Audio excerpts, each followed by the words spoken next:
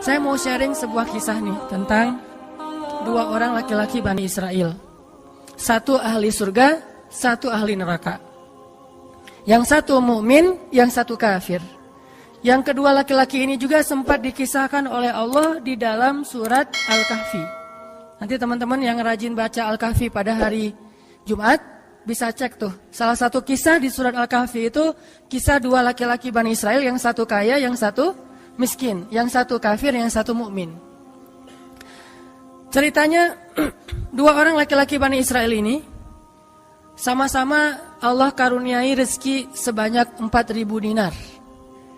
Sekarang 1 dinar itu kurang lebih sekitar 2,5 juta. Jadi ada 4.000 di dinar.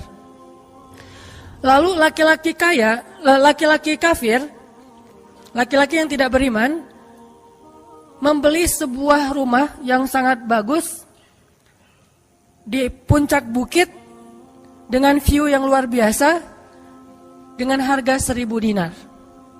Sehingga kemudian dia datang kepada temannya yang mukmin, dia bilang, "Hei, yuk ke rumah saya tunjukin rumah baru saya." Datang nih ke rumah baru laki-laki yang tidak beriman.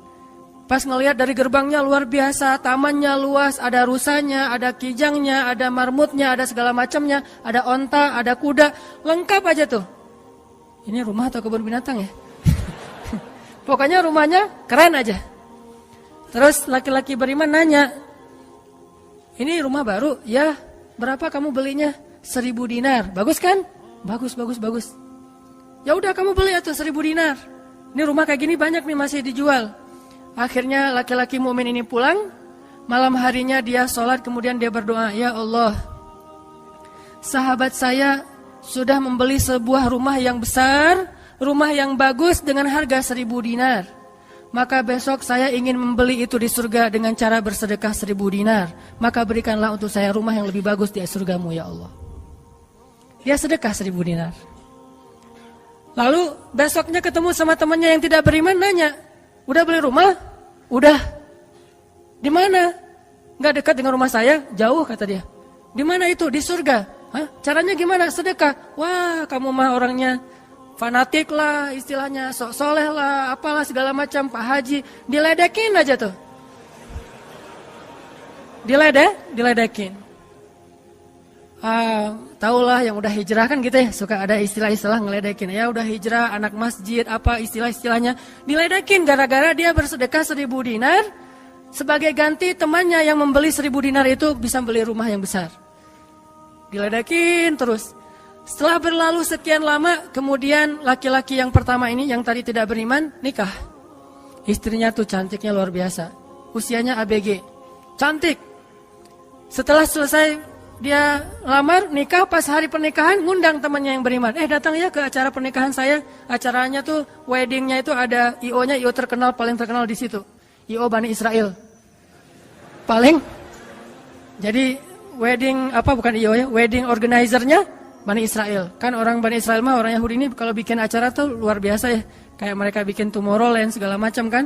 Jadi bikinlah wedding organizer ini bikin acara wedding yang luar biasa, menghabiskan berapa? Kalau sekarang mungkin di TV-TV itu suka diumumin biaya weddingnya itu berapa miliar kan, suka gitu tuh. Nah dia ngumumin. Atau kalau nggak dia ngumumin pun orang-orang bilang, "Tahu nggak itu acaranya habis berapa?" 1.000 dinar. Habis 1.000 dinar. Dia nanya, "Ini emang habis 1.000 dinar?" "Ya, maharnya 1.000 dinar. Mahar si cewek cantik. Cewek paling cantik di kota itu aja. Tidak ada lagi cowok kecuali pernah suka sama tuh cewek. Tapi dia dapat gara-gara punya uang 1.000 dinar. Saya pernah guyon sama istri saya. Nanti kalau anak kita nikah, maharnya nggak usah mahal-mahal. 2 miliar aja. 1 miliar buat dia, 1 miliar buat bapaknya. Nah, 1.000 dinar. Udah gitu dia pulang nih orang beriman. Malamnya dia tahajud, dia berdoa kepada Allah, "Ya Allah, teman saya udah nikah, dan saya mau masih gini aja." Tuh ya, ini pedoman buat teman-teman ya. Kalau ada yang ngasih kartu undangan, tanya maharnya berapa? Maharnya 10 juta. Waduh, saya pas nih 10 juta. Bilang ke Allah, "Ya Allah," sama kayak dia. Saudara saya, teman saya sudah menikah dengan mahar 1.000 dinar. Dan saya masih punya. saya ingin melamar bidadari di surga dengan 1.000 dinar. Nikahkanlah saya dengan bidadari paling cantik di surga ya Allah. Ini 1.000 dinarnya, sedekah 1.000 dinar. Temannya punya anak tanya pas lagi reuni SMP gitu ya. Lagi reunian tanya, kok masih sendiri aja? Enggak sendiri, cuma gak dibawa. Itu trik menjawab pertanyaan yang nyelekit tadi. Loh kok kamu sendiri? Nggak ditemenin sama si dia? Nggak, lagi nggak enak badan. Nggak dibawa katanya. Loh kok nggak dibawa? Soalnya masih di surga. Udah aja. Oh di surga gimana caranya? Sedekah 1.000 dinar. Wah lo benerannya keterlaluan lo. Udah habis-habisan dibully. Dibully habis-habisan gara-gara dia nggak melamar cewek dengan 1.000 dinar, malah pakai sedekah untuk melamar bidadari Hurul Ain. Baca surat Ar-Rahman paragraf terakhir tentang Hurul Ain. Fihinna qasiratut tarfi lam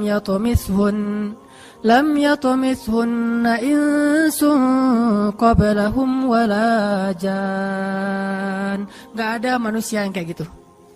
Qasiratut tarf, cewek yang matanya besar tapi sayu. Matanya besar tapi sayu. Kalau mata saya kecil, matanya besar tuh. Orang sekarang kan banyak pengen mata besar, sampai diedit dulu di B berapa tuh? Aplikasi teh.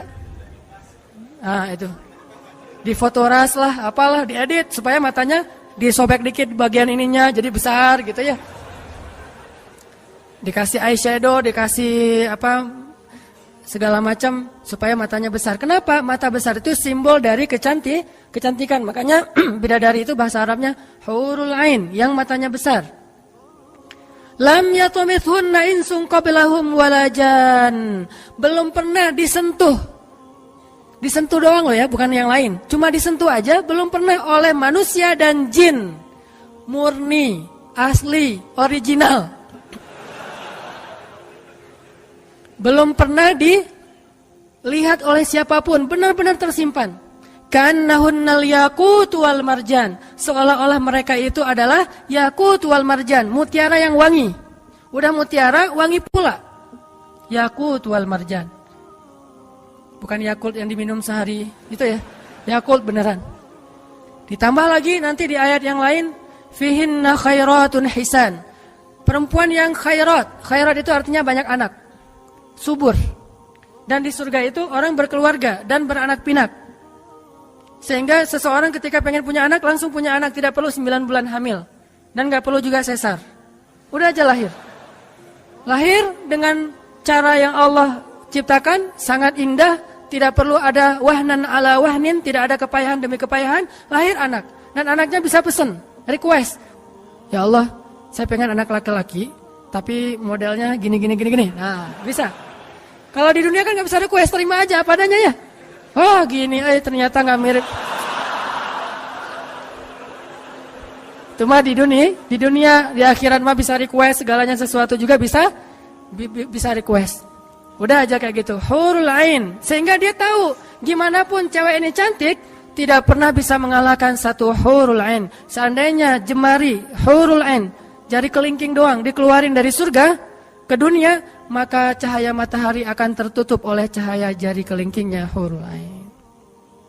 Kalau Hurul Ain sempat keluar dari surga, jatuh ke bumi, kau bidadari jatuh dari langit gitu kan ya? Nah, jatuh tuh ke bumi beneran. Maka nafasnya, satu kali dia bernafas, semua manusia akan mati karena tergila-gila kepada dia. Harumnya nafas Hurul Ain. Gak usah dibayangin, ntar makin gak bisa tidur. Sekedar ilustrasi doang nih.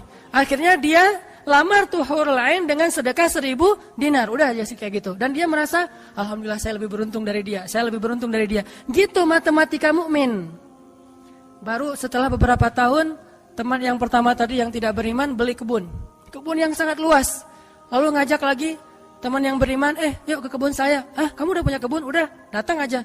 Kamu tahu nggak nih kebun yang saya beli berapa? 2.000 dinar. Kebun korma yang sangat luas, yang di dalamnya ada mata airnya sendiri, yang tidak seolah-olah tidak ada batas ketika kita memandangnya. Terus sepanjang mata memandang. Kebun kurma yang rindang, 2.000 dinar. Lalu laki-laki ini pulang lagi, ya Allah, izinkan saya membeli kebun-kebun surgamu dengan 2.000 dinar. Karena saudara saya itu sudah membeli kebun di dunia. Sedekah lagi 2.000 dinar. Terus kayak gitu sampai mereka tua. Yang satu meninggal dalam keadaan kaya raya tapi kafir. Yang satu lagi meninggal dalam keadaan miskin tapi beriman. Siapa lebih beruntung? Tergantung matematika yang dipakai. Kalau matematikanya materi duniawi, pasti orang yang pertama yang tidak beriman lebih beruntung. Bisa menikmati dunia habis-habisan sampai hari tuanya. Tapi kalau matematikanya matematika mukmin, Rabbani, maka pasti yang kedua lebih beruntung dari yang pertama. Nanti setelah mereka meninggal, ini ceritanya panjang sekali dan kemudian jadi salah satu tafsir dari Al-Quran surat As-Saffat yang nanti kita baca. Di akhirat, kalau teman-teman tahu kalau kita baca tafsir itu ternyata ya, di surga itu punya jendela. Kayak rumah punya jendela. Cuman saya nggak tahu seperti apa bentuk jendelanya. Karena surga itu kata Nabi, ma la ainun ra'at wa la uzunun sami'at. Yang nggak pernah dilihat oleh mata, yang nggak pernah didengar oleh telinga, yang nggak pernah dibayangkan oleh imajinasi manusia. Yang jelas ada jendela itu di surga. Nah, jendela ini apa? Jendela ini dipakai untuk mengintip ke neraka. Jadi nanti kalau ada kisah-kisah penduduk surga menyelamatkan orang-orang di neraka, itu lewat jendela itu. Kalau ada cerita penduduk surga dan penduduk neraka berdialog, itu lewat jendela itu. Bukan keluar dulu, sama-sama keluar, terus ada ruangan khusus dialog gitu, enggak. Atau pakai misalnya Skype gitu ya. Nelpon neraka pakai Skype. Tling, lagi disiksa, aduh ada yang nelpon, bentar dulu. Kan enggak ada yang gitu ya. Ini mah pakai jendela, jadi jangan pakai imajinasi teknologi yang sekarang. Nggak ada Skype, nggak ada WhatsApp call, video call gitu. Nggak ada line, yang ada lewat jendela. Begitu dia ngelihat ke jendela, dia langsung Allah berikan dimensi melihat neraka. Langsung Allah kasih ruang untuk bisa melihat neraka. Di neraka itu dia akan bertanya kepada malaikat neraka, ngasih kayak kertas gitu. Tolong cariin yang namanya ini. Cariin. Oh ya, ini masa nggak kenal kayaknya di surga. Emang siapa? Hananataki. Penduduk malaikat neraka mah nggak kenal. Amin. Aminin atuh. Mudah-mudahan semua kita tidak dikenal di neraka. Dikenal di surga insyaallah. Kalau ini mah nggak boleh heureuy. Ini serius nih mah. Udah aja ngasih nama gitu ya ke malaikat penjaga neraka. Kenal nama ini nggak? Oh ntar dulu nanya ke yang lain. Kenal nama ini nggak? Wah ada tuh yang di pojok sana tuh lagi dihabis-habisin sama malaikat. Udah malaikat yang itu bawain sini gitu.